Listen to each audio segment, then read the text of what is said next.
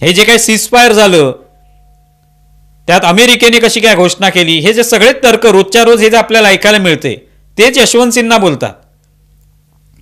सीजफायरची घोषणा अमेरिकेने कशी काय केली, भारताने त्याला उत्तर कसं दिलं नाही,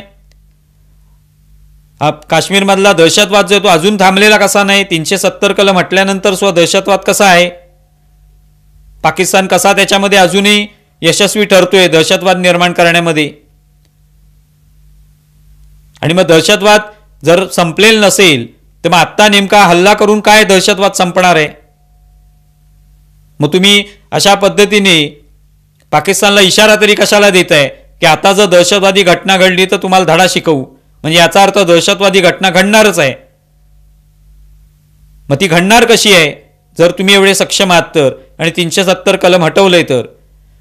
म्हणजे हे जे काही तर्क सगळे विरोधक मिळून रोजच्या रोज मांडतायत आणि एक त्याला वेगळंच वळण देण्याचा रोज प्रयत्न करतायत, तोच यशवंत सिन्हा यांनी सुद्धा केला.